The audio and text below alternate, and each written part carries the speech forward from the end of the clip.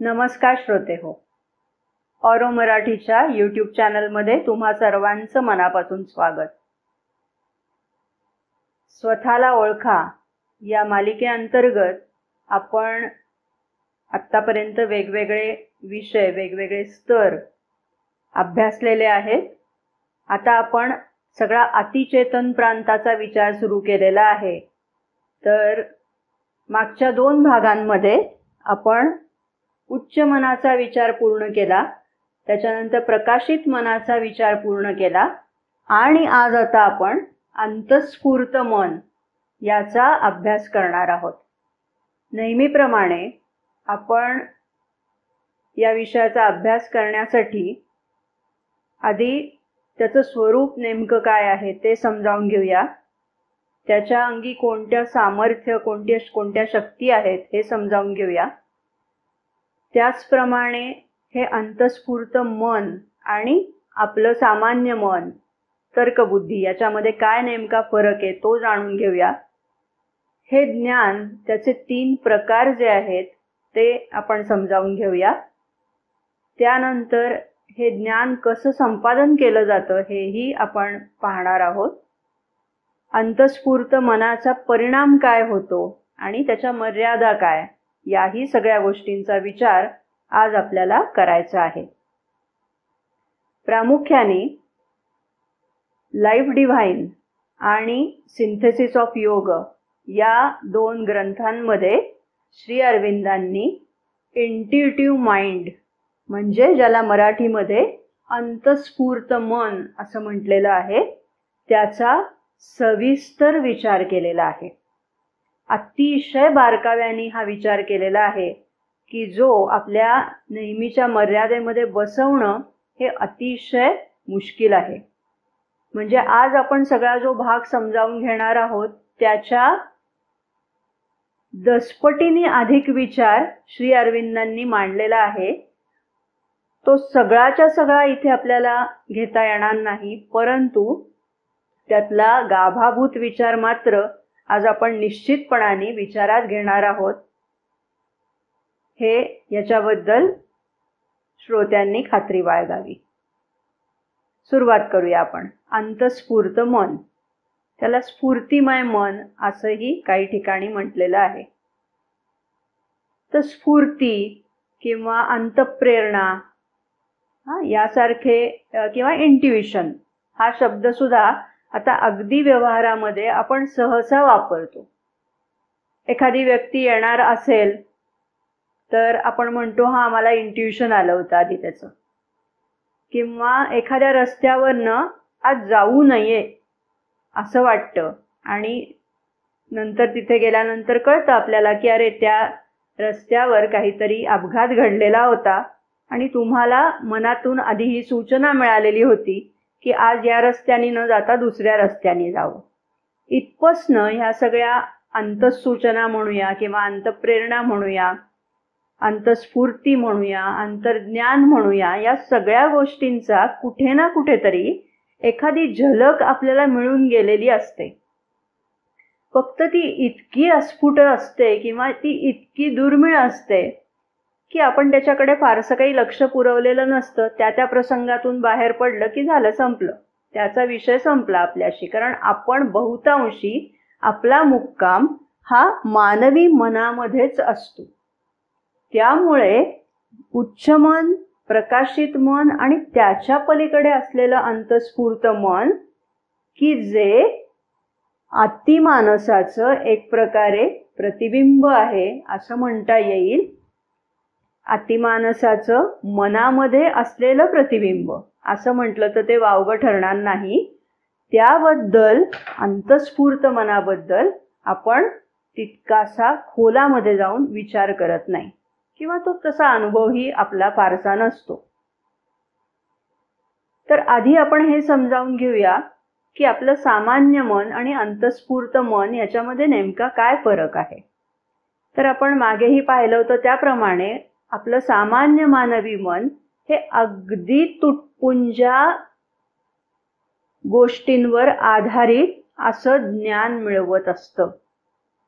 ते मुळात अज्ञानच असतं, पण ज्ञानाच्या दिशेने त्याचा प्रवास चाललेला असतो. आणि हा जो प्रवास आहे, हे जे मन ज्ञान मिळवतं ते कशाच्या आधारावर? तर इंद्रियांकडून मिळालेली जी माहिती आहे त्याच्या आधारावर तर्क करतं, कल्पना करतं, स्मरणशक्तीचा आधार घेतं, युक्तिवाद करतं आणि ह्या सगळ्या माध्यमातून मन काहीतरी निष्कर्षाप्रत येतं. ते जे आहे ते तुकड्या तुकड्यांनी विचार करतं, विश्लेषण करून विचार करतं आणि पायऱ्या पायऱ्यांनी विचार करत मग एका ज्ञानापर्यंत कुठेतरी. आणि ते सुद्धा ज्ञान कसं? तर ते ज्ञान डळमळीत पायावर उभं असलेलं ज्ञान असतं. हे जे स्वरूप आहे ते आपल्या या मानवी मनाचं स्वरूप आहे, ज्याच्यामध्ये आपण प्रामुख्याने वावरत असतो. आपण उच्च मनाचंही स्वरूप पाहिलं. उच्च मनाच्या ठिकाणी आपल्याला विचार प्रधानता, उच्च स्वरूपाचे विचार हे त्याचं वैशिष्ट्य पाहिलं. प्रकाशित मनाच्या स्वरूपावर आपल्याला दृष्टी महत्वाची आहे हे आपण पाहिलं. आता आपण अंतस्फूर्त मन जे पाहणार आहोत तिथे सत्याचा स्पर्श महत्वाचा आहे. बघा, आपण मागे पाहिलेलं होतं की व्यक्तीच्या ठिकाणी असलेलं हे जे ब्रह्मरंध्र आहे, या ब्रह्मरंध्रावर जे झाकण आहे ते झाकण उघडलं गेलं की मग व्यक्ती ऊर्ध्वगामी होत जाते आणि ती एक एक प्रांतामध्ये चढून जायला लागते. हे जसं होतं तसंच वरचे जे अतिचेतन प्रांत आहेत त्यांचाही काही भाग हा आपल्यामध्ये यायला लागतो. ठीक आहे.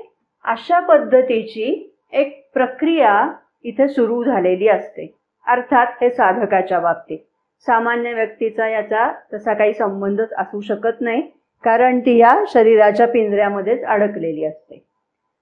तेव्हा आता आपण पूर्णयोगाचा साधक म्हणून इथे हा सगळा अभ्यास करतो आहोत, हे सगळं समजावून घेतो आहोत. तर आता लक्षात घ्यायचंय की हा साधक साधना करत करत त्याने उच्च मन आणि प्रकाशित मन याचा टप्पा ओलांडलेला आहे आणि आता अंतस्फूर्त मनाकडे त्याची वाटचाल चालू झालेली आहे. हा जो टप्पा आहे तो प्रामुख्याने आज आपल्याला विचारात घ्यायचा आहे. आपण आता श्री अरविंद लिखित सिंथेसिस ऑफ योग याचं सेनापती बापटांनी जे भाषांतर केलेले आहे ते योग समन्वय या नावाने तो ग्रंथ प्रसिद्ध आहे.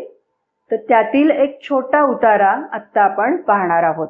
इथे आपण अंतस्फूर्त मनाचं स्वरूप काय ते समजावून घेण्याचा प्रयत्न करतोय.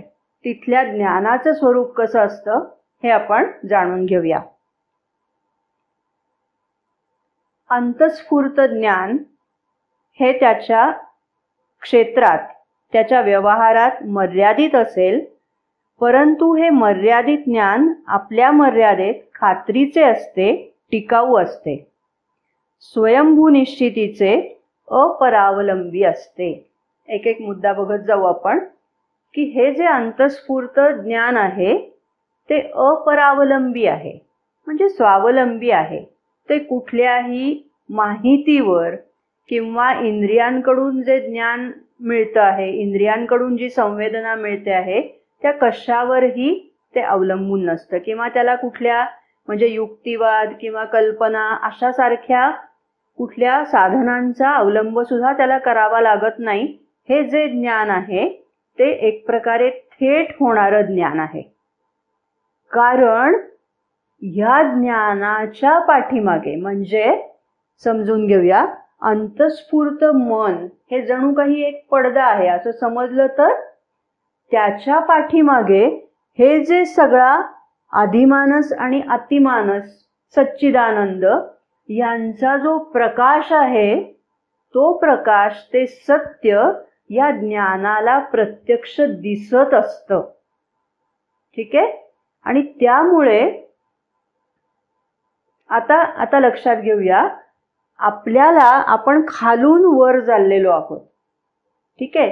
तेव्हा हा एक प्रकारे या अंतस्फूर्त मनाच्या पातळीवरती कल्पना करूया की समजा एक पडदा आहे आणि साधक जसा साधनेच्या माध्यमातून वर जातो आहे तसतसं त्या पडद्याला छिद्र पडायला लागलेली आहेत.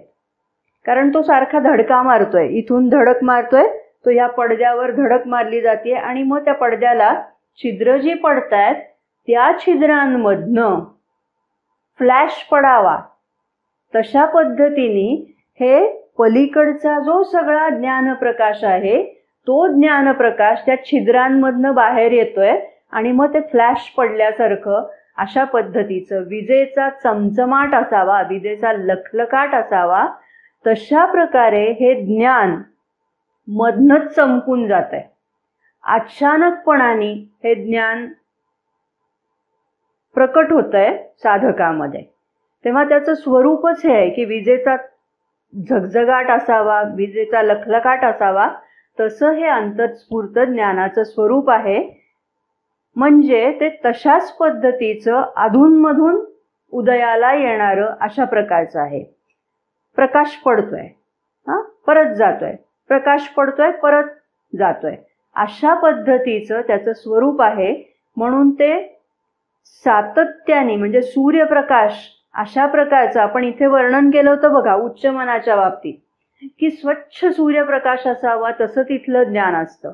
आणि इथलं ज्ञान मात्र कसं आहे, पलीकडचा ज्ञानप्रकाश त्याचं स्मरण या अंतस्फूर्त मनाला आहे आणि तिथून एक प्रकारे ते आपल्याशी संवाद साधण्याचा प्रयत्न करत आहे. आणि मग आतून काहीतरी प्रेरणा येणं, आतून सूचना येणं, आतून आदेश येणं किंवा वरून सूचना आदेश येणं, हे जे सगळे काही प्रकार आहेत ते अंतस्फूर्त ज्ञानाचे प्रकार आहेत. अर्थात आपण मगाशी जे उदाहरण घेतलं ते अगदीच व्यावहारिक स्तरावरचं होतं. ते तशा प्रकारचं जे उदाहरण आहे ते म्हणजे या अंतस्फूर्त मनातल्या ज्ञानाची एक प्रकारे अगदी आंशिक आवृत्ती असावी तशा प्रकारचं ते आहे. त्यामुळे त्या ज्या एक दोन अशा अंतःसूचना आलेल्या आहेत त्याच्यावरनं आपण ह्या सगळ्या अंतस्फूर्त मनाची की ज्याची चर्चा श्री अरविंद करतायत त्याची कल्पना देखील आपण करू शकत नाही, इतकं ते पलीकडचं आहे. आता इतकं ते पलीकडचं आहे असं का म्हणायचं, याचं कारण मगाशी मी ज्या उदाहरणांचा उल्लेख केला त्या अगदी आपण सामान्य मनाच्या स्थितीत वावरत असतो आणि तेव्हा आलेले ते आपल्याला अनुभव असतात. पण अंतस्फूर्त मन म्हणून जे श्री अरविंद सांगतायत ते खूपच उच्च पातळीवरचं आहे. म्हणजे त्यांनी असं म्हटलंय, मनाचे आणि प्राणाचे सगळे पसंती नापसंतीचे अग्रक्रम असतील, इच्छा वासना असतील, मनाचा आणि प्राणाचा अहंकार असेल, हा सगळा शांत झाल्यानंतर मग हे अंतस्फूर्त मनातलं ज्ञान साधकामध्ये उदयाला येतं. तेव्हा हा एक प्रकारे खूप दूरचा टप्पा आहे, हे इथे लक्षात घेतलं पाहिजे. ठीक आहे, बघा या ज्ञानाचं स्वरूप आपण पाहतोय. हे ज्ञान त्याच्या क्षेत्रात त्याच्या व्यवहारात मर्यादित असेल. मर्यादित का, आत्ता आपण पाहिलं त्याप्रमाणे मागे सर्व ज्ञानप्रकाश अगदी झगझगीत स्वरूपात आहे, पण आपल्यापर्यंत येताना तो अगदी मर्यादित स्वरूपामध्ये त्या छिद्रांमधनं जेवढा प्रकाश बाहेर पडेल तेवढंच ते मर्यादित ज्ञान आपल्यापर्यंत येऊन पोचतं आहे. परंतु ते कसं असतं, मर्यादित जरी असलं तरी ते खात्रीचं असतं, टिकाऊ असतं आणि स्वयंभू निश्चितीचं असतं. म्हणजे त्याला कुठल्या पुराव्यांची गरज पडत नाही, कुठल्या आधाराची गरज पडत नाही, ते स्वयंभू असतं ज्ञान. हे अंतस्फूर्तीचे ज्ञान मनाने आणि इंद्रियांनी पुरवलेल्या गोष्टी घेऊन त्याचवर प्रकाश टाकीत असेल, त्यांचा खरा अर्थ सांगत असेल. त्याला इंद्रिय संवेदनांची गरज नाही आहे, परंतु इंद्रिय मन यांनी जरी संवेदना पुरवल्या तरी त्याच्यावरही ते एक नवीन प्रकाश टाकू शकतं. म्हणजे उदाहरण लक्षात घेऊया इथे की आपल्याला दिसतं असं मन किंवा इंद्रिय आपल्याला काय दृश्य दाखवतात, तर पृथ्वीभोवती सगळे ग्रह तारे फिरतायत, सूर्य पृथ्वीभोवती फिरतोय असं दिसतं. परंतु आपल्या वेदकाळातल्या ऋषीमुनींना जे ज्ञान होतं ते ज्ञान अंतस्फूर्तीतून आलेलं ज्ञान होतं. काय ज्ञान होतं? की पृथ्वीभोवती सूर्य फिरत नाही, तर सूर्याभोवती पृथ्वी फिरते. हे कसं झालं ज्ञान? हे ज्ञान झालं अंतस्फूर्तीमधून. त्यामुळे मनाने आणि इंद्रियांनी पुरवलेल्या गोष्टी घेऊन त्याचवर प्रकाश टाकत असेल, त्यांचा खरा अर्थ सांगत असेल, किंवा हे ज्ञान एखाद्या जुन्या ज्ञानमालिकेला घेऊन तिला आपल्या दीप्तीने नवे अर्थ देत असेल, तिच्यामधून आपल्या दीप्तीने नवे परिणाम काढून दाखवत असेल. इथे उदाहरण आपल्या लक्षात येईल. श्री अरविंदांनी सिक्रेट ऑफ वेद नावाचं जे पुस्तक लिहिलेलं आहे ते ह्या पद्धतीचं आहे. वेदांचा मूळ अर्थ हरवलेला होता. अशा काळामध्ये श्री अरविंदांनी वेदांच्या एक नवीनच अर्थ उलगडून दाखवला. आणि हे त्यांनी कशाच्या आधारावर केलं? तर ते म्हणतायत, म्हणजे हे फक्त वेदरहस्याच्या बाबतीतच नाही, तर ते एकंदरच सांगतायत की मी आजपर्यंत जे सगळं लिखाण करत गेलो ते अंतस्फूर्तीच्या आधारावर, अंतप्रेरणेच्या आधारावर आणि मुख्यतः माझ्या आध्यात्मिक अनुभवाच्या आधारावर करत गेलो. आणि हे जे अंतस्फूर्तीचं जे ज्ञान आहे ते श्री अरविंदांना कसं मिळालं? श्री अरविंद अलीपूर जेलमध्ये होते तेव्हा त्या कारावासात असताना सातत्याने 2 ते 3 आठवडे स्वामी विवेकानंद सूक्ष्म रूपामध्ये येऊन, कारण स्वामी विवेकानंदांनी तेव्हा देह ठेवलेला होता, स्वामी विवेकानंद सूक्ष्म रूपामध्ये येऊन श्री अरविंदांना इंट्युटिव्ह माइंड म्हणजे अंतस्फूर्त मन ही काय पातळी आहे आणि हे अंतस्फूर्त ज्ञान मिळवायचं कसं याचं प्रशिक्षण मला देत होते असं श्री अरविंदांनी स्वतः सांगितलेलं आहे. आणि मग त्याच्या आधारावर नंतर ते पुष्कळ पुढे म्हणजे अगदी पार अतिमानस सच्चिदानंद यापर्यंत जाऊन पोचले. तो भाग आपल्या सगळ्यांना माहिती आहे. परंतु ही एक वेगळी पातळी आहे, हे एक वेगळं प्रतल आहे. आणि त्या प्रतलावरनं मग श्री अरविंदांचं सगळं महत्वाचं जे हे लिखाण आहे ते या पद्धतीने होत गेलेलं आहे असं त्यांनी म्हटलेलं आहे. पुढे बघूया आपण.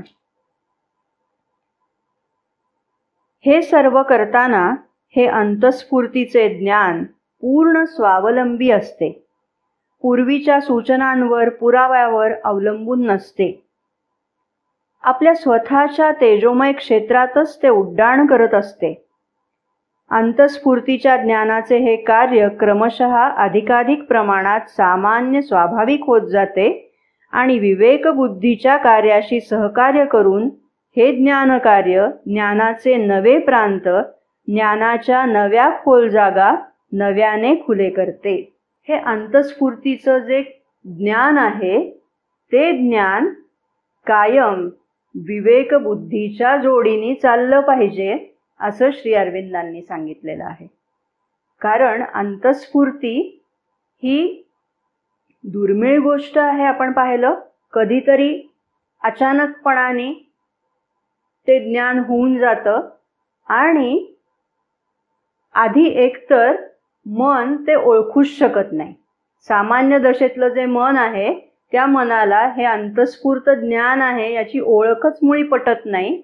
आणि ओळख जरी पटली तरी त्याच्यावर विश्वास ठेवायला बहुधा सामान्य मन तयार नसतं. असं एक प्रकारे हे आढळून येतं.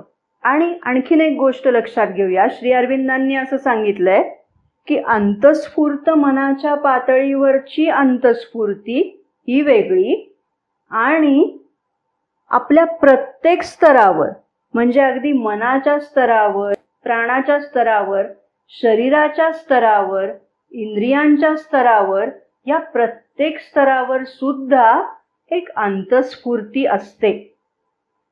आणि ह्या सगळ्या ज्या अंतस्फूर्ती आहेत त्याच्यामध्ये मनाची सरमिसळ होते, प्राणाची सरमिसळ होते. आणि म्हणून आपल्या मनामध्ये किंवा आपल्या प्राणामध्ये ज्या इच्छा वासना दडलेल्या असतात, ज्या आपण दाबून टाकलेल्या असतात, दडवून ठेवलेल्या असतात, त्या कदाचित याच्या माध्यमातून आपल्यामध्ये प्रवेश करण्याचा प्रयत्न करतात. म्हणजे फसवं रूप घेऊन या अंतःप्रेरणा येऊ शकतात, असंही होण्याची शक्यता असते. आणि म्हणून इथे विवेकबुद्धीने त्याचं नेमकेपणाने निरीक्षण करणं, परीक्षण करणं आणि ही खरंच अंतस्फूर्ती आहे का याचा व्यवहारतः पुन्हा पडताळा घेणं हे महत्त्वाचं आहे.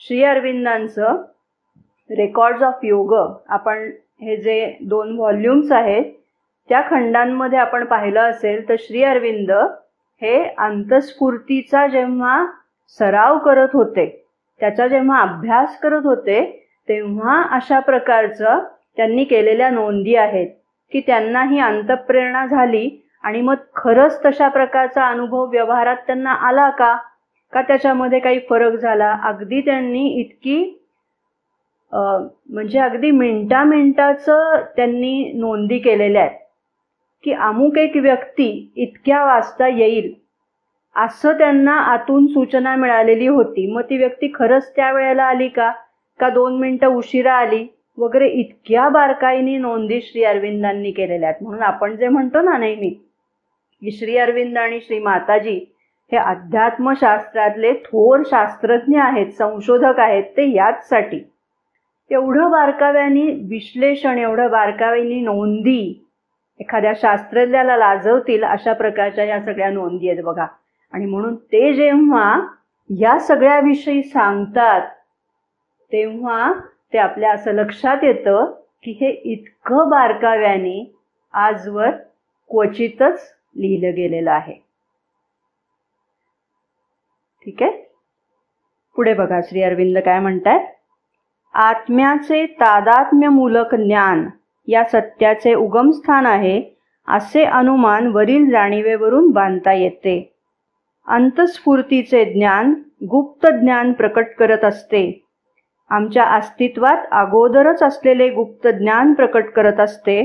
अंतस्फूर्तीचे ज्ञान हे नवे संपादन केलेले ज्ञान नसते, तर अस्तित्वात पूर्वीच गुप्त असलेले आणि प्रकट होण्याची शक्यता असलेले ज्ञान असते. आपण उच्च मनाच्या बाबतीत पण हे पाहिलेलं होतं बघा की हे ज्ञान संपादित केलेलं नसतं. तसंच हे अंतस्फूर्त मनातलं जे ज्ञान आहे ते सुद्धा संपादित केलेलं नाहीये. तर ज्याला आपण आत्मज्ञान म्हणतो, ज्याला आपण विश्वज्ञान म्हणतो, हे सगळं मुळात अस्तित्वात आहेच आहे.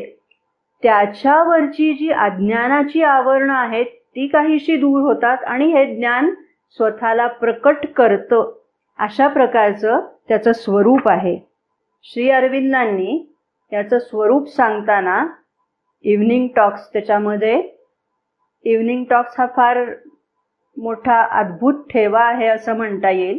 आपल्याला माहिती नसेल तर म्हणून सांगितलं पाहिजे की श्री अरविंद संध्याकाळच्या वेळेला साधकांच्या प्रश्नांना ते उत्तरं देत असत.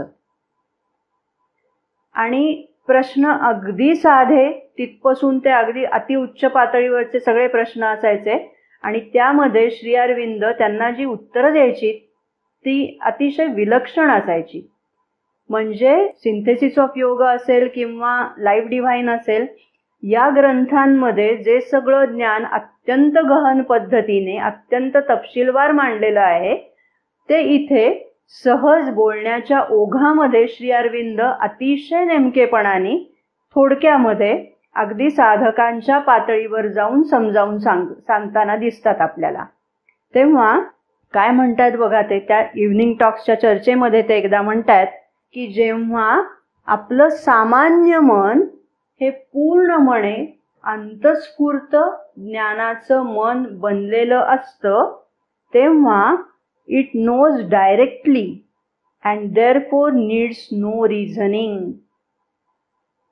एकदा तुम्ही अंतस्फूर्त मनाच्या पातळीवर पोचल्यानंतर तुम्हाला सामान्य तर्कबुद्धीची आवश्यकता शिल्लक राहत नाही.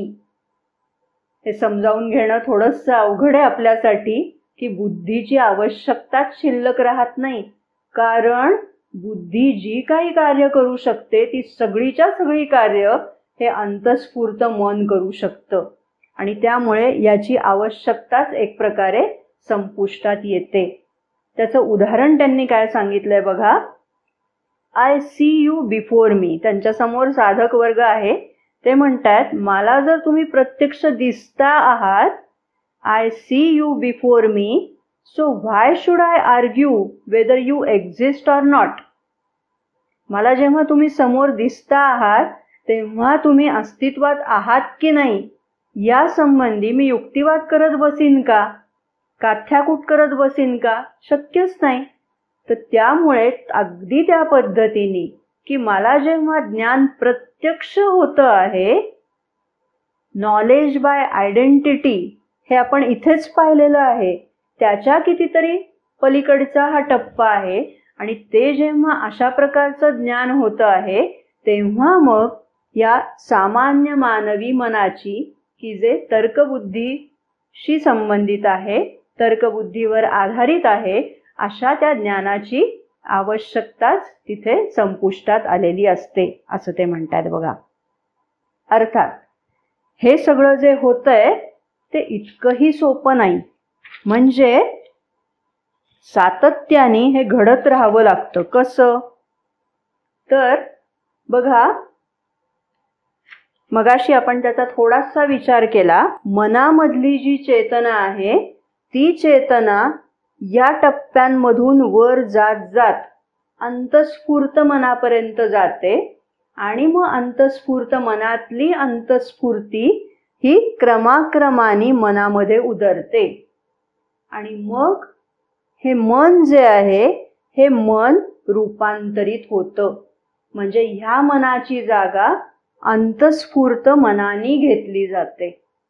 मगाशी आपण पाहिलं की याची आवश्यकताच शिल्लक राहिली नाही, कारण हे जे काही कार्य करतं ते सगळं कार्य अंतस्फूर्त मनामध्ये त्या साधकामध्ये व्हायला लागलेलं आहे. तेव्हा या मनाची जागा अंतस्फूर्त मनाने घेतलेली आहे. अशा वेळेला मात्र आता लक्षात घ्या, मगाशी आपण पाहिलं की अगदी जेव्हा साधक सुरुवातीच्या पातळीवरती आहे तेव्हा त्याला नव्याने अंतस्फूर्ती अंतप्रेरणा यायला लागलेल्या आहेत, तेव्हा सातत्याने त्यांनी विवेकबुद्धीच्या आधारे त्याची पारख करणं आवश्यक आहे. पण जेव्हा साधक खऱ्या अर्थाने आता अधिक प्रगत झालेला आहे, अंतस्फूर्त मनाने त्याची जागा घेतलेली आहे, तेव्हा आता बुद्धीचं काम काय आहे तर बुद्धी आता पारख करू शकत नाही. ती त्याची क्षमताच नाही, कारण त्या बुद्धीच्या कितीतरी पलीकडचं हे आहे. मग बुद्धी काय करते तर बुद्धी शिल्लक राहिलीच तर त्याचं काम निरीक्षण करण्याचं आणि नोंदी करणं एवढंच त्याचं काम शिल्लक राहतं असं श्री अरविंदांनी म्हटलेलं आहे. आता आपण हे समजावून घेऊया की हे जे ज्ञान होतं, नॉलेज बाय आयडेंटिटी असा आपण मगाशी उल्लेख केला, म्हणजे एकात्मतेतून होणारं ज्ञान असं याचं स्वरूप आहे. मग हे ज्ञान 3 प्रकारे होतं. कसं ते श्री अरविंद काय सांगतायत बघा. म्हणजे बघा, आपल्याला ह्या संज्ञा परिचयाच्या आहेत, ज्ञाता आणि ज्ञेय. ज्ञाता म्हणजे जो जाणणारा आहे तो, आणि ज्ञेय म्हणजे जे जाणायचं आहे ते. इंग्लिशमध्ये हे आपल्याला कदाचित सोपं वाटेल, सब्जेक्ट आणि ऑब्जेक्ट असे 2 शब्द श्री अरविंदांनी इथे वापरलेले आहेत. श्री अरविंद 3 प्रकार सांगतायत. ते असे की हा जो ज्ञाता आहे, हा ज्ञाता म्हणजे व्यक्ती, जी व्यक्ती ज्ञान संपादन करू इच्छिते, ज्याला ज्ञान करून घ्यायची इच्छा आहे, ती व्यक्ती या ज्ञेयाच्या चेतनेशी एकरूप होते. सब्जेक्ट ऑब्जेक्टच्या चेतनेशी एकरूप होतं, म्हणजे ज्ञाता ज्ञेयाशी एकरूप होतो आणि तो एकरूप झाला की मग त्याला ज्ञान होतं. ठीक आहे. तसंच हा एक प्रकार झाला. दुसरा प्रकार असा की ज्ञाता आता ज्ञेयाशी एकरूप होत नाही, तर ज्ञाता स्वतःच्याच अंतरंगामध्ये शिरतो. आपण कळण्यासाठी म्हणून खूण करूया. तो स्वतःच्याच अंतरंगामध्ये आत शिरला आणि आत खोल खोल खोल शिरला, तेव्हा मग ह्या ज्ञेयाच्या चेतनेमध्ये काय आहे, त्याच्यामध्ये कोणती शक्ती आहे, ही त्याला स्वतःच्या अंतरंगात शिरल्यानंतर कळायला लागली. हा दुसरा प्रकार. आणि तिसरा प्रकार असा की ज्ञात्याच्याही वरच्या दिशेला ज्या सगळ्या अतिचेतन श्रेणी आहेत, तिथे जेव्हा ज्ञाताचा प्रवास सुरू झाला, त्यातल्या कुठल्या तरी श्रेणीशी तो तादात्म्य पावायला लागला, तेव्हा सुद्धा हे ज्ञान घडून येतं. असे हे 3 प्रकार नॉलेज बाय आयडेंटिटी याचे श्री अरविंदांनी सांगितलेले आहेत. आणि परत हे ज्ञान कसं होतं, तर जणू काही एखादी ज्ञानाची ठिणगी असावी, एखादं स्फुल्लिंग अशा पद्धतीचं ते ज्ञान चमकून जातं कधीतरी, किंवा कधीतरी एखादा फ्लॅश लाईट अशा प्रकारचं आपण पाहिलं, किंवा ज्ञानाची एखादी शलाका असावी, ज्ञानाची रेघ असावी, अशा पद्धतीचं एखादं विजेसारखं ते ज्ञान चमकून जातं. असे हे वेगवेगळ्या प्रकारे तो अनुभव येतो. किंवा ज्ञानाचं एखादं पातं असावं, तशा पद्धतीचं सुद्धा हे ज्ञान घडताना दिसतं. आणि हे जे ज्ञान आहे, म्हणजे आता आपण पाहिलं की सुप्रीम रियालिटी, सच्चिदानंद ही सुप्रीम रियालिटी आहे, त्याच्याशी तादात्म्य जर पाहू शकला साधक तर त्यातनं होणारं जे ज्ञान आहे, त्या ज्ञानामध्ये उच्च मनामधले विचार, संकल्पना आणि प्रकाशित मनामधली दृष्टी या दोन्हीचाही समावेश या ज्ञानामध्ये असतो, हे श्री अरविंदांनी सांगितलेलं आहे. म्हणजे त्या दोन्हींनाही कवेत घेऊन ते ज्ञान अधिक वरच्या श्रेणीचं असतं, असं ते म्हणतात. बघा, हे जे ज्ञान होतं त्याच्या ज्ञानामध्ये, कारण आपण पाहिलं ते मर्यादित स्वरूपाचं आहे. काहींना एका टप्प्यावरचं ज्ञान झालं, दुसऱ्या एखाद्या साधकाला त्याच्यापेक्षा वरच्या टप्प्यावरचं ज्ञान झालं, हे असं होऊ शकतं. आणि मग त्यांच्यामध्ये चर्चा होऊ शकते.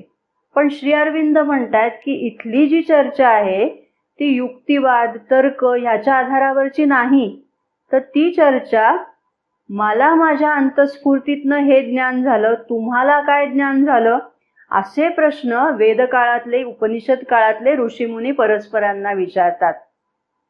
ते असं नाही विचारत की तुम्ही काय विचार केलाय, ते म्हणतात तुम्हाला काय ज्ञान झालं, आणि मग त्यांच्यामध्ये ते संवाद चालायचे, असं श्री अरविंद म्हणतात. ठीक आहे. हा जो सगळा कालावधी आहे, त्या कालावधीला श्री अरविंदांनी एज ऑफ इंट्युशन असं म्हटलेलं आहे. वेदोपनिषदांचा जो कालावधी आहे त्या काळाला. आता त्यांनी आपल्याला असं सांगितलंय की हे जे अंतस्फूर्त ज्ञान आहे ते 4 प्रकारचं असतं.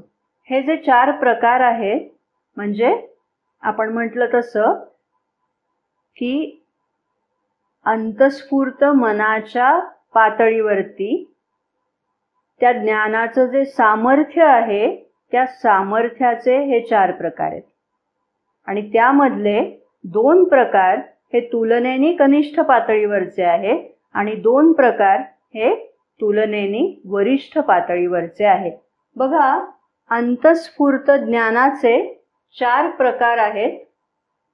सत्यदर्शन, सत्यश्रवण, सत्यस्पर्श आणि सत्य आणि दुसरं सत्य यामध्ये फरक करण्याचा विवेक.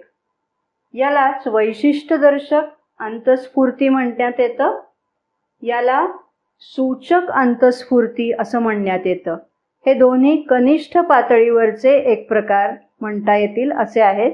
अर्थात हे एवढ्यावरच्या टप्प्यावर असलेले ते कनिष्ठ प्रकार आहेत असं श्री अरविंद सांगतायत. आणि दोन त्याच्यातले वरिष्ठ प्रकार तो म्हणजे सत्यश्रवण, अंतर्ज्ञान असं आपण त्याला म्हणतो, आणि सत्यदर्शन म्हणजे रिव्हिलेशन, साक्षात्कार असं आपण त्याला म्हणतो. तर तेव्हा हे 4 प्रकारच्या शक्ती, या 4 प्रकारच्या शक्ती या अंतस्फूर्त ज्ञानामध्ये असतात असं श्री अरविंदांनी आपल्याला सांगितलेलं आहे. त्याचं पुष्कळ तपशिलामध्ये विवेचन हे आलेलं आहे. दिव्य जीवनमध्ये सुद्धा आहे आणि योग समन्वयमध्ये सुद्धा त्याचं तपशिलात वर्णन आलेलं आहे. सत्यदर्शन, इथे दृष्टीला सत्य दिसतं, इथे ते कानांना ऐकू येतं.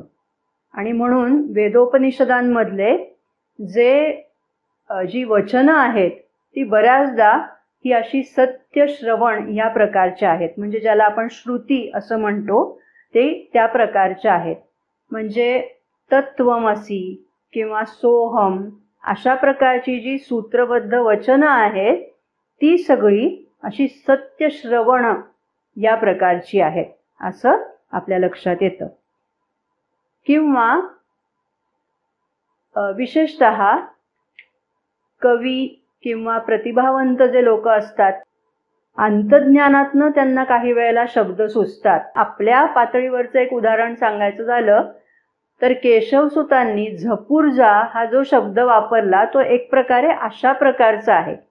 म्हणजे त्यावेळेला त्या प्रतिभावंत कवीला, कुठलाही असेल, इथे आपण एक उदाहरण घेतलं तर अशा वेळेला वरच्या स्तरावरचं जे प्रतल आहे, ज्ञानाचं प्रतल, ते एक प्रकारे खुलं होतं आणि त्यातून एखादा शब्द कानी पडतो आणि तो अत्यंत चपखल आहे, त्यांना जे व्यक्त करायचं आहे त्याच्यासाठी तो तसा असल्याचं लक्षात येतो आणि मग ते लिहिलं जातं.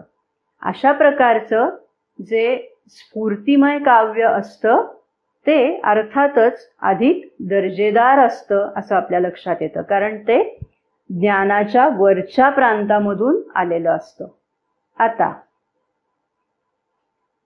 हे ज्ञान मिळवायचं तर त्याच्यासाठी पूर्वतयारी काय करावी लागते हे आपण पाहिलेलं आहे मगाशी, की तुमच्या मनाचे आणि प्राणाचे सगळे पसंतीक्रम आहेत, अग्रक्रम आहेत, ते नाहीसे झाले पाहिजेत. इच्छा वासनांचं शमन झालेलं असलं पाहिजे. मनाचा आणि प्राणाचा अहंकार नाहीसा झालेला असला पाहिजे. ही पूर्वतयारी झाल्यानंतर मग आपल्याला या पातळीवरचं म्हणजे अंतस्फूर्त मनाच्या पातळीवरचं ज्ञान मिळायला लागतं किंवा आपण त्या पातळीवर हळूहळू चढून जायला लागतो. तर ते कसं करायचं याचे श्री अरविंद आणि माताजी या दोघांनीही काही मार्ग सांगितलेले आहेत. श्री अरविंदांनी याचे 4 मार्ग सांगितलेले आहेत, ते आपण एक एक करून बघूया. त्यातला पहिला महत्वाचा भाग आहे तो म्हणजे मन शांत करायचं, निश्चल नीरव करायचं. आता हे निश्चल नीरव करायचं म्हणजे किती? तर एकही विचार तरंग मनामध्ये उमटता कामा नये इतकं ते निस्तरंग करायचं आहे. कारण विशेषतः जी बुद्धिवादी मंडळी असतात ती बुद्धीचं किंवा त्यांच्या मनामध्ये ते मन त्यांचं इतकं सक्रिय असतं की त्यांना मन शांत करणं हा प्रकारच मुळी माहिती नसतो आणि मग ते ह्या प्रकारचं ज्ञान मिळवण्यामध्ये अडथळा बनू शकतं असं श्री अरविंद म्हणतात. आणि ते दुसऱ्या बाजूनी जी माणसं बुद्धिवादी नाही आहेत ती माणसं तीही अंतस्फूर्त ज्ञान मिळवण्याचा प्रयत्न करू शकतात किंवा ती अंतस्फूर्ती त्यांच्यामध्ये कार्यरत होऊ शकते, पण तेव्हा तिला अपुऱ्या साधनांवर काम करावं लागतं असं श्री अरविंद म्हणतात. त्यामुळे ही एक प्रकारे तारेवरची कसरत असल्यासारखं आहे. म्हणजे एकीकडे तुम्ही मनामध्ये फारसे वावरत नसाल तरीही अडचण आहे आणि खूप मन सक्रिय असेल तरी सुद्धा अडचण आहे. तेव्हा या दोन्हीचा मध्यामध्ये जी व्यक्ती वावरते आहे तिला एक प्रकारे हे ज्ञान मिळवणं तुलनेने सोपं असेल असं दिसतंय. कारण इथे पहिली आवश्यकता आहे ती म्हणजे मन शांत करायचं आहे. मनाची कुठली लुडबुड याच्यामध्ये होता कामा नये.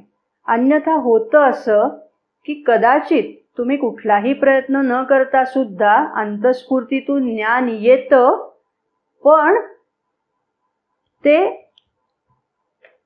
वरून आलेलं जे ज्ञान आहे ते मन आणि प्राण हे पटकन त्याच्यावर झडप घालून कब्जा करू पाहतात आणि ते स्वतःच्या पातळीवर त्याला खेचू पाहतात आणि मग ते ज्ञान विकृत होऊन जातं. तेव्हा असं होता कामा नये यासाठी मन पूर्ण निश्चल निस्तरंग असं असलं पाहिजे. ही पहिली एक आवश्यकता आहे. मदरनी ह्या बाबतीत खूप तपशिलात सांगितलेलं आहे.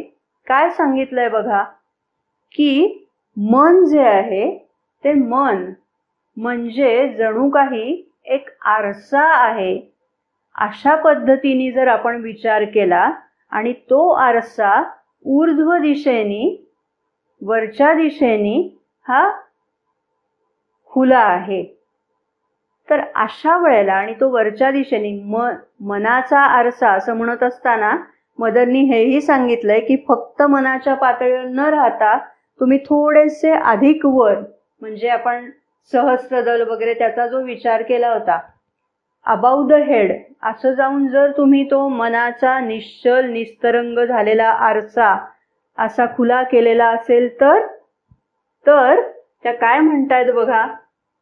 इथे आपण चित्र काढू एक प्रकारे.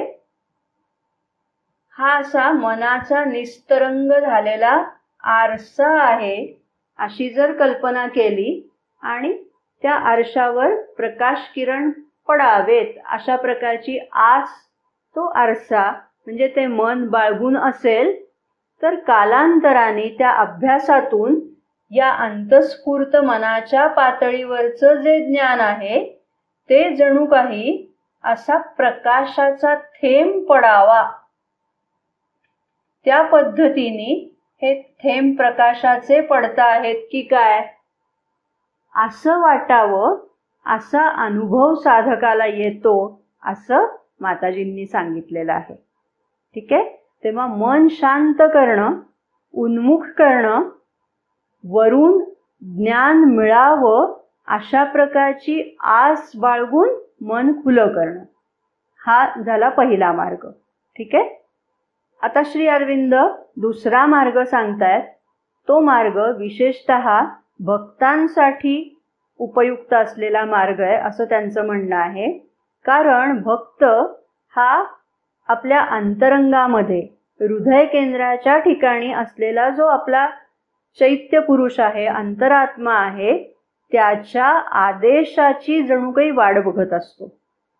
आतला आवाज काय सांगतो हे ऐकण्याकडे अगदी कान देऊन हा भक्त ऐकत असतो आणि त्यानुसार त्यावर हुकूम तो कृती करत असतो. अंतरंगातून तशा प्रकारची सूचना आली नाही तर मग ती व्यक्ती तशी कृती करत नाही. याचं अतिशय उत्तम उदाहरण म्हणजे श्री अरविंद स्वतः आहे.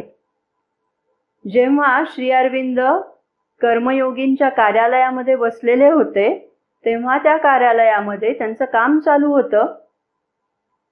त्याचे ते संपादक होते आपल्याला माहिती आहे.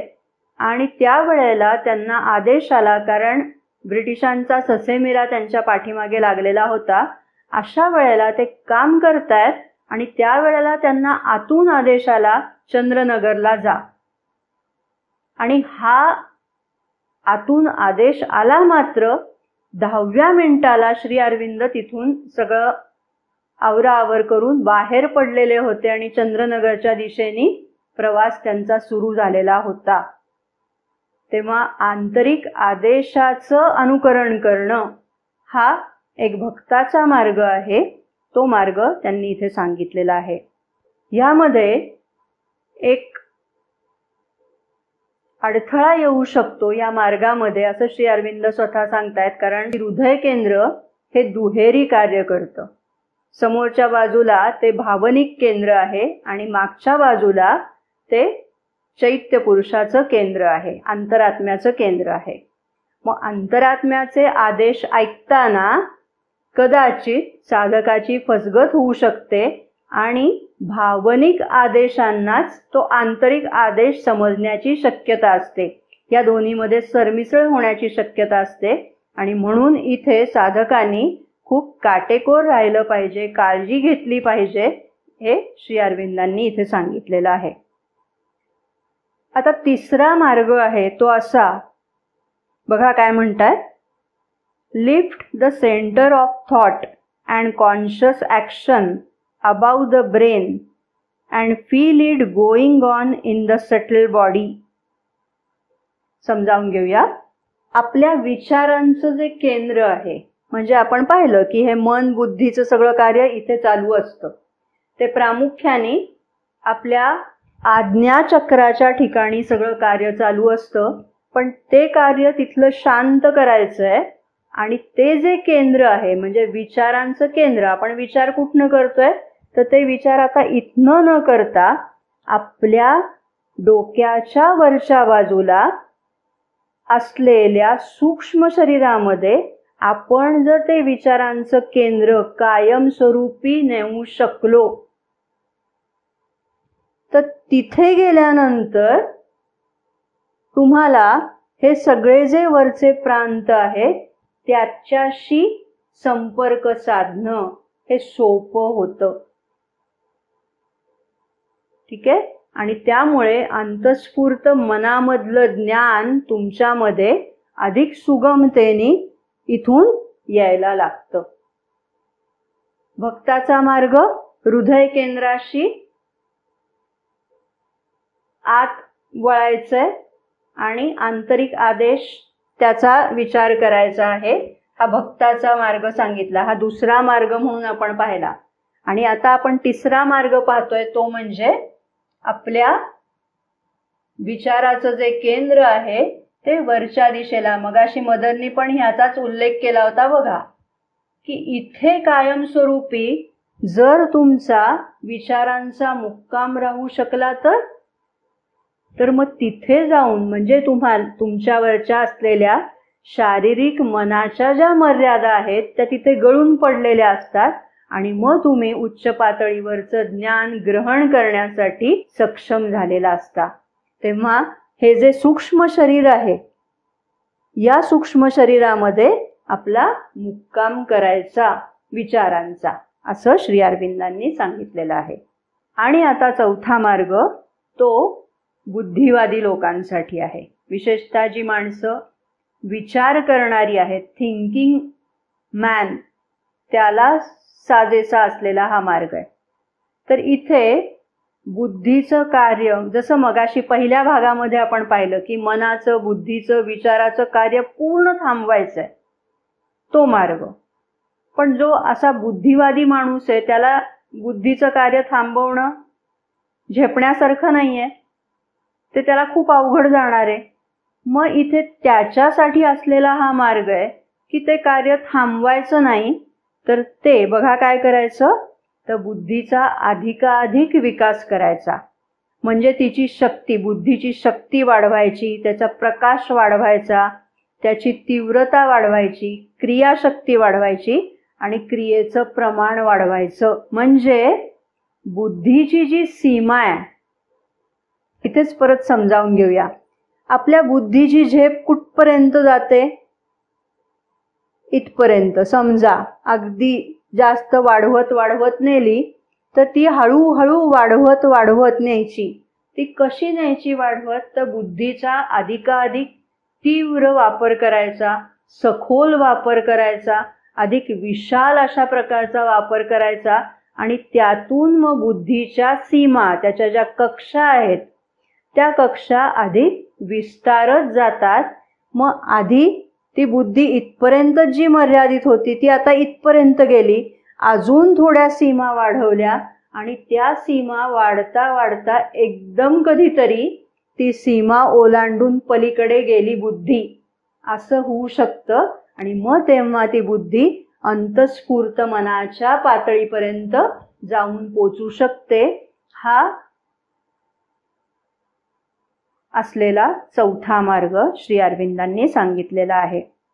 या ज्या चारही पद्धती आहेत त्या अगदी हवाबंद कप्पे असल्याप्रमाणे वापरल्या जातील असं नाही, तर त्याच्यामध्ये लवचिकता असते. कधी हा मार्ग, कधी तो मार्ग, ज्याला जो मार्ग साजेसा असेल तसा, किंवा कार्याची आवश्यकता जशी आहे तशी, किंवा त्या साधकाची प्रकृती कशी आहे त्यानुसार या चारही पद्धती आलटून पालटून क्रमाक्रमाने अशा उपयोगात आणल्या जातात असं श्री अरविंद म्हणतात. आणि हे सगळं कोण करतंय, तर हे सगळं कार्य एक प्रकारे प्रकृतीकडून केलं जात आहे. आता आपण थोडे या अंतस्फूर्त मनाचे परिणाम काय होतात ते समजावून घेऊया. या विचारामध्ये प्रकाश आणि शक्ती सामर्थ्य एकवटलेलं असतं आणि त्यामध्ये त्या प्रकाशाचा, त्या शक्ती सामर्थ्याचा आनंद सुद्धा एकवटलेला असतो. त्याचप्रमाणे या विचारामध्ये डायरेक्ट ॲक्युरसी असते, प्रिसिजन असतं, नेमकेपणा असतो. त्याचं एक उदाहरण माझ्या कानावर आलं, ते तुमच्यापर्यंत पोचवते. कपाली शास्त्री या नावाचे श्री अरविंद आश्रमातले एक ज्येष्ठ साधक होते आणि त्यांच्याकडे कन्स्ट्रक्शन डिपार्टमेंटचं काम होतं. त्याच्यामध्ये त्यांच्याकडे ज्या आश्रमाच्या सगळ्या इमारती आहेत त्यांच्या रंगाशी संबंधित पण काम होतं. आणि त्या काळामध्ये हे जे रंग होते ते आत्ताच्या प्रमाणे स्टँडर्डायझेशन झालेलं नव्हतं, पण आश्रमाच्या इमारतीचा रंग जो ग्रे रंग आहे तो एक विशिष्ट प्रकारचा आहे. तर तीच नेमकी शेड जमली पाहिजे याच्यासाठी तर हे कपाली शास्त्री जे होते त्यांचं त्या रंगाच्या बाबतीतलं ज्ञान हे अंतस्फूर्त पातळीवरचं असल्यासारखं होतं. म्हणजे तो जो रंग तयार करायचा, 2-3 रंगाची मिश्रण करून तो रंग तयार होत असे, तर त्यातला कुठला रंग किती प्रमाणात घ्यायचा, कुठला दुसरा रंग किती प्रमाणात घ्यायचा, ते बरोबर ते उचलून जेव्हा घेत असत तेव्हा तो बरोबर आवश्यक तेवढा रंगच घेतला जात असे. हे जे प्रिसिजन आहे, हा जो नेमकेपणा आहे, तो अंतस्फूर्त ज्ञानामधनं येताना आपल्याला दिसतो. या अंतस्फूर्त ज्ञानाचं श्री अरविंदांनी अजून एक उदाहरण सांगितलंय, ते म्हणजे मदरला हे अशा प्रकारचं जे ज्ञान होतं त्यातून त्या आश्रमाच्या ज्या इमारती होत्या त्या इमारती किती आता चांगल्या स्थितीत आहेत, कशाची डागडुजी करायला हवी आहे किंवा काय, हे नुसतं त्या इमारतींमधून त्या जेव्हा फिरायच्या तेव्हा नुसतं तिथनं फिरताना त्यांच्या लक्षात यायचं. आणि जेव्हा की त्यांच्याकडे कुठलंही आर्किटेक्चरचं किंवा इंजिनिअरिंगचं ज्ञान नव्हतं तरी सुद्धा त्या अशा पद्धतीने सांगायच्या. आणि नंतर मग त्या विभागाशी संबंधित येऊन माणसं पाहायची आणि त्यांचं ते जे ज्ञान आहे ते अचूक असल्याची कबुली द्यायची. हे श्री अरविंदांनी दिलेलं उदाहरण आहे. तेव्हा ज्ञानाचं प्रिसिजन, नेमकेपणा ज्ञानातला, हा या ज्ञानाचं एक वैशिष्ट्य आहे असं लक्षात येतं. हे जे अंतस्फूर्त मनातलं ज्ञान आहे ते वेगवेगळ्या टप्प्यांवरती झिरपत जातं. मग आपल्या मनातली जी इच्छा असते म्हणजे इच्छाशक्ती, त्या इच्छाशक्तीला स्फूर्तिमय इच्छेचं रूप येतं आणि ती इच्छाशक्ती मग कर्तव्य कर्म काय आहे ते तुम्हाला दाखवून देतं आणि त्या बाबतीतल्या शक्यता, त्यातल्या वास्तवता ह्या सुद्धा दाखवून देतं आणि तशा घटना घडवून आणतं. हे श्री अरविंदांनी सांगितलेलं आहे. किंवा भावना सुद्धा स्फूर्तिमय होतात, मग त्यामध्ये योग्य भावनांनाच स्थान मिळतं. अशा कुठल्याही ऐऱ्या गैऱ्या भावनांना तिथे जागाच शिल्लक राहत नाही. वासना आणि भावनांची जागा ही प्रकाशमय प्रेमाने आणि आनंदाने घेतली जाते.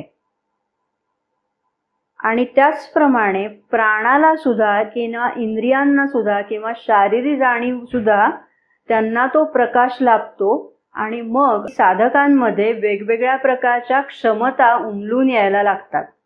म्हणजे आश्रमामध्ये अशी कितीतरी उदाहरणं होती की एखाद्या व्यक्तीला नृत्यकलेचा काही संबंध नाहीये, पण तिच्यामध्ये नृत्यकला उदयाला पावलेली आहे, किंवा एखादी भाषा नव्याने समजायला लागली, किंवा संगीताची कला एकदम विकसित झाली, चित्रकला विकसित झाली, अशा प्रकारच्या वेगवेगळ्या क्षमता या अंतस्फूर्त मनाचं जे कार्य सुरू होतं त्यातनं व्हायला लागतात, असाही आणखीन एक परिणाम होतो. आणि मग सरते शेवटी सर्वात महत्वाचा परिणाम म्हणजे आपण जो मगाशी पाहिला, अर्थात ही तशी मोठी प्रक्रिया आहे, ती लगेच घडणारी नाही. साधनेतून साधक जसा प्रगत होत जाईल तशी हळूहळू घडणारी प्रक्रिया आहे.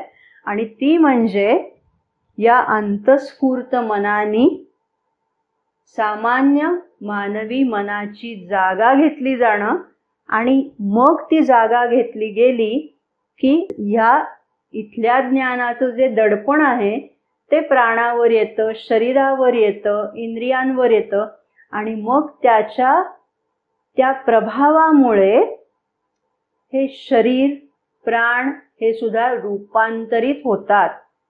श्री अरविंदांच्या पूर्णयोगाचं हे ध्येय आहे की कनिष्ठ प्रकृतीचं रूपांतरण करणं. ती सगळी प्रक्रिया इथे हळूहळू सुरुवात होते. श्री अरविंदांनी याची मर्यादा पण सांगितलेली आहे.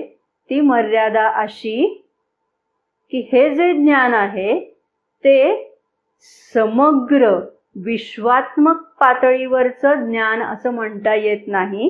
ते मर्यादित स्वरूपाचं, पण मर्यादित स्वरूपात पण निखालस सत्य अशा प्रकारचं ते ज्ञान आहे.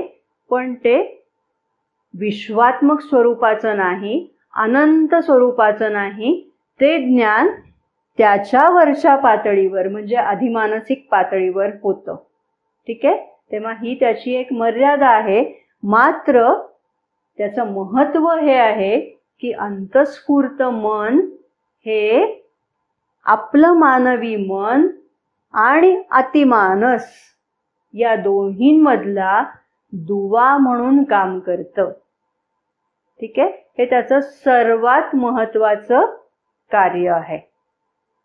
आणि त्याची मर्यादा आपण बघत होतो. ती दुसरी मर्यादा अशी की अंतस्फूर्त मनाने ही सामान्य मनाची जागा घेतली आणि रूपांतरण घडवायला सुरुवात केली, तर हे रूपांतरण कुठपर्यंत घडवलं जातं, तर शरीराच्या स्तरापर्यंत येऊन हे रूपांतरण घडवलं जातं. परंतु शरीराच्या खालती असणारे अवचेतन आणि अचेतन हे जे प्रांत आहेत त्याचं रूपांतरण करण्या इतकी क्षमता या अंतस्फूर्त मनामध्ये नसते, कारण तो अतिमानसाकडून आलेला एक प्रकाश म्हणूया, प्रकाश किरण म्हणूया, अशा प्रकारचा असतो. तेव्हा त्याच्यामध्ये अचेतन आणि अवचेतन प्रांताचं रूपांतरण करण्याची क्षमता नसते, असं श्री अरविंद म्हणत आहेत. परंतु ह्या मर्यादा सोडल्या तर अगदी शरीराच्या पातळीपर्यंत रूपांतरण घडवण्याची क्षमता क्रमाक्रमाने या अंतस्फूर्त मनामध्ये असते, असं आता आपल्याला कळलेलं आहे. आणि पूर्ण योगाचं ते एक महत्वाचं उद्दिष्ट आहे.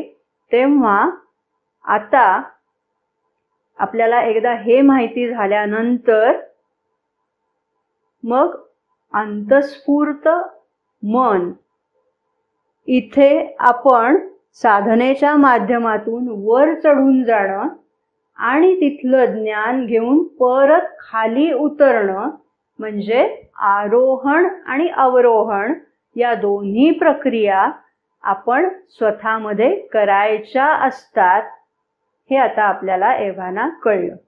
तेव्हा या अंतस्फूर्त मनाच्या पातळीवर आरोहण करण्याचं आणि तेथील ज्ञान, तेथील शक्ती, तेथील प्रकाश हा आपल्या मानवी मनाच्या स्तरावर अवतरित करण्याची इच्छा, तशी अभिप्सा, ते बळ तशी प्रेरणा श्री अरविंद आणि श्री माताजींनी आपल्यामध्ये उदित करावी अशी त्यांच्या चरणी प्रार्थना करूया आणि इथेच थांबूया.